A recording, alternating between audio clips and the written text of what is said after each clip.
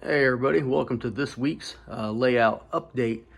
Standing here at the entrance to the train room, and I've been working on this scene for the last week or so, and it's starting to come around. Now, yeah, I use a little bit of imagination here, but I'm liking the way it's looking.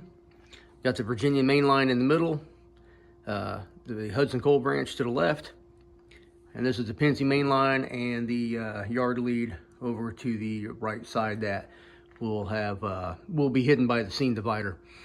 So I'm liking the way this is looking, but once again, it's not done. And there's going to be like a rounded hilltop just above this tunnel right here in the center of the screen. And then I've done something that I've always wanted to do, and that is have a tunnel exit a mountain and go immediately onto a bridge. So let me mock this up for you real quick, and I'll show you what I'm thinking. All right, so I got this mocked up a second time. I actually had all this set up, and I took it down because I put up a piece of plywood as a backdrop for the thumbnail photo, and I just started filming and forgot to put it back up. So here we go. So I think this is gonna look pretty cool. This is everything that's green is gonna be like a rock face, and I'm hoping this is going to look okay. I just got to figure out how to do it. Probably going to be a lot of sculpt and mold and a lot of carving, and I think it's going to look pretty cool. I'm also thinking of putting a track underneath the bridge. Maybe something coming from like this area here between the two screws. Have it come down this line, and then a sharp curve underneath this section here. Maybe some sort of a small river here, but it's going to be dry because I'm tired of messing with epoxy. But you never know, I could change my mind. And, well, heck, while I'm talking about it, I'll mock that up for you real quick, too. All right. Now check that out. Now tell me that don't look cool as hell, right? So it'll be something like this if I decide to do it. Let me know in the comments what you think. I got a feeling that this might be a real unique location for photographs and all that. Plus, you're going to have like a mountain in the background, be all cliffs, and you know the tunnel down here going to nowhere, and just some locomotives in the car and a couple cars and stuff like that. I think it might look pretty cool. But what I also did over the week is I put my level up here, and I got basically I just kind of estimated my grade for this bridge because it's on a hill, and it just drops down 1/4 of an inch from the right side to the left side and goes down to a foam level over here. Hey, I apologize if I'm talking funny. I just had surgery on Monday, if you didn't know, and they pulled out a bunch of teeth, and stitches are coming out and feeling's coming back, and didn't really feel all that great to talk, but not like I'm dying or anything. But so I got this mocked up, and I'm really liking the way it's looking. And you know, it's funny that I was going to talk about my friend Dwight today, because I always talk a little bit of shit about Dwight, and I always talk about, you know, like I started off the last video mentioning how he ridiculed my layout, but he didn't do that. And but I sent him a picture of this just 5 minutes ago, and he replies back, "That looks better than I thought it would." And I'm like, it's a work in progress, man. There's this text right now. I was not sure that the two tunnels would look that convincing in a small area. I mean, it's always a passive aggressive, answer from that guy. I love him to death, but man, I tell you, there's times where I do it to myself because I know what the answer is going to be. But so since I'm back over here, all the squared off points will be rounded off at some point, and it's going to get painted. Look like rock cuts with a lot of trees and stuff like that, and everything. And trust me, if you keep following along with the videos, I may make this whole little segment, this scene, its own separate playlist. And so you can see the transition between, absolutely nothing in green foam to what's going to be a spectacular scene whenever you first come into layout. But let me tell you about the rabbit hole I dug myself this week. I got some locomotives that are going to get decoders here soon. And these are two of them that I was speculating about adding DCC to and sound. One is my Allegheny Midland Alco C420, and the other is my nickel plate Alco C420. And they look almost exactly the same, and that was by design. That's why Tony Custer used the nickel plate scheme on his Midland Road, and therefore I've adopted the same. I've also adopted that same mentality with my fantasy locomotive, my Alco C625 demonstrator, in the Allegheny Midland / nickel plate colors as well.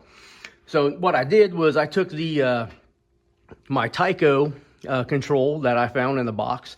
That's probably 60 years old, if not older.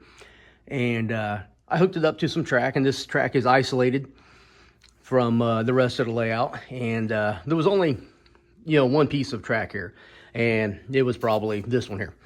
And I was like, well, let me run it back and forth a little bit further than 3 feet. So that's when I decided to go ahead and mark out where my curve was going to go. And then over there, I knew where to dig out this culvert at. I knew where to put my switch location and get the distance between the bridge abutment and the bridge. And so that's what I've done. So, I mean, all that just to run a couple locomotives back and forth to give them a good honest assessment to see if I want to invest in DCC for them. Which at that case, or at that point, I started to pull other locomotives out to test that I have not ran in a while. And that led to about an entire day of just running locomotives back and forth and disappointing myself with some of the stuff that's been sitting on the shelf for years that I've never ran, that will never run until I put new gears in them.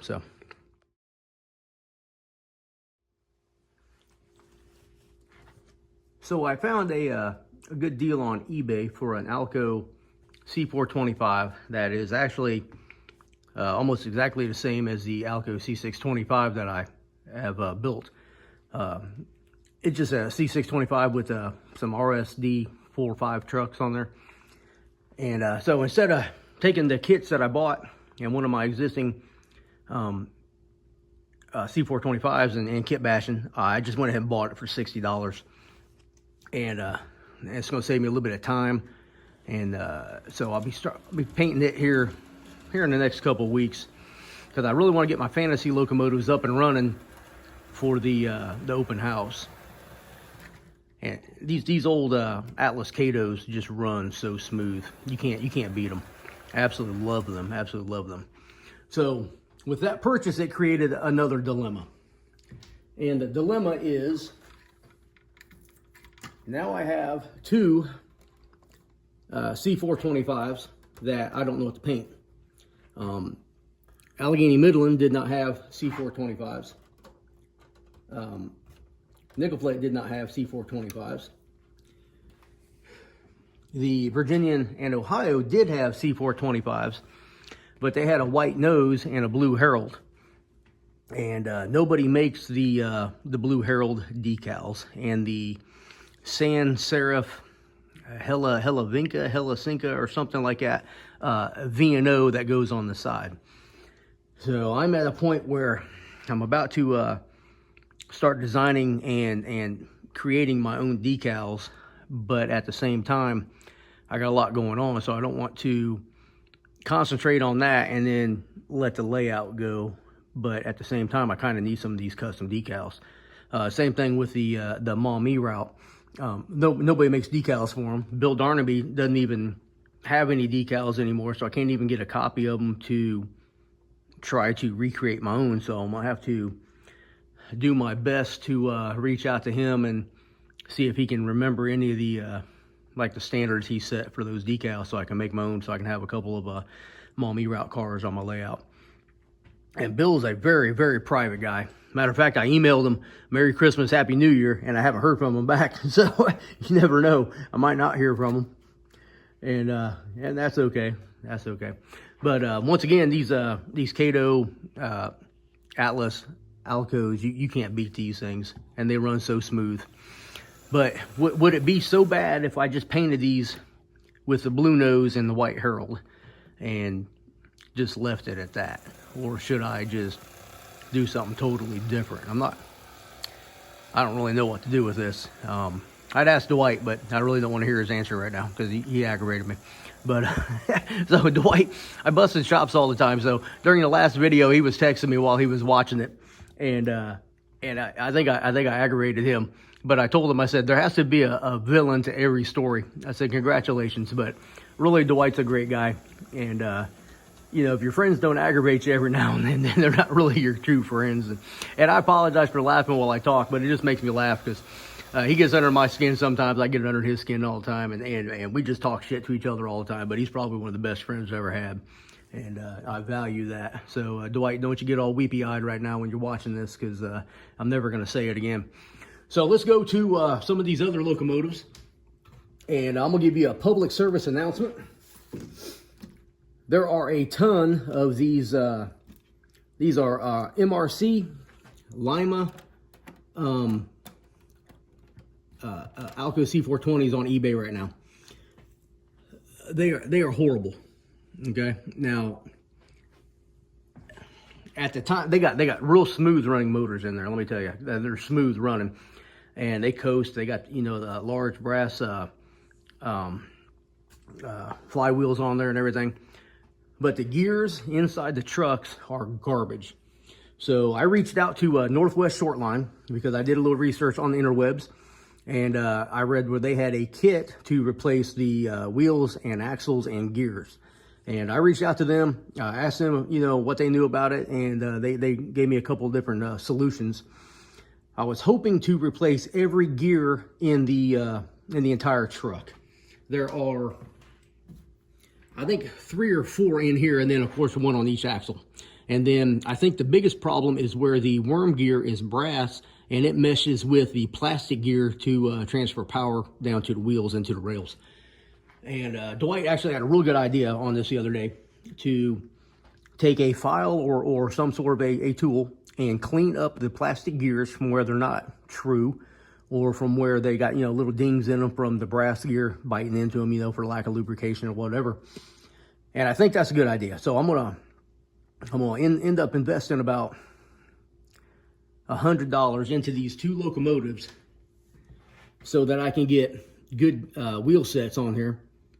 And hopefully they'll run really smooth. Now, I reached out to Tony Custer because he had these exact same locomotives on his Allegheny Midland, and I asked him about it, and he said he didn't remember ever having any problems with them, and that they were smooth runners, at least with the ones that he had. Also, the MRC Lima locomotives, these are the exact same as the River Rossi. So it's the same locomotive, so except for it says River Rossi, and everybody wants $300 for them. And you can get these MRC Limas for about $70. I didn't pay $70 for these. I think I paid $45 or $50 for one and about $30 for the other one. So I can put a little money into them without, you know, losing my ass on them. But I got a feeling that once I make these corrections, they're going to be very good running locomotives. I'll add a little bit of weight to them like I normally do. And I'm pretty sure they're going to pull the kitchen sink out. But I mean, for an older model, they got some really good detail to them, and some cheesy detail, but mostly it's pretty good. But what I like about them is the venting on the top is it's real. I mean, it's kind of thick, but I mean, if you've ever picked up a locomotive that has a decoder in it, and you can feel that it puts off some heat. So in my opinion, this will help dissipate some of that heat and maybe keep a decoder from getting too hot, because I've had that happen before. And also, you can see through the sides here, you know, they had like the tunnel motor type venting down here for cooling and stuff, so you can see through those as well. But I pulled the worm gears out of these, out of this one, I mean, and it still doesn't roll that well. So I think that does tell you that the gearing inside the trucks are horrible. And I went through and I worked on this one a little bit. I had to do some work to it. One of the gears is broke off the wheel, so there's only 3 wheels that are geared right now, and the one's just like an idler. So we'll see if this will even run. Sometimes it does, and sometimes it doesn't. Oh, there it goes. Well, you know.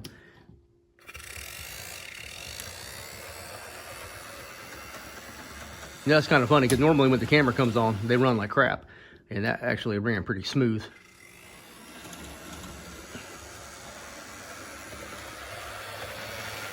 But, you know, if it ran like that all the time, I'd put a decoder in it right now. But I think it's always a good idea to keep one of these old control systems around, old transformers, whatever you want to call them. It allows you the opportunity to do exactly what I'm doing right now before you go through and invest a significant amount of money into decoders and whatnot. Now, in the last video, I talked about decoders going from $137 up to $160 something.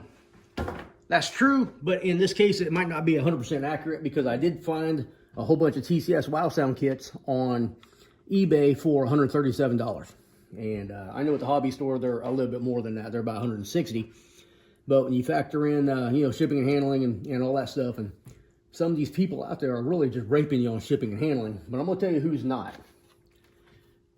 That's John and Deb's Train Plus, okay?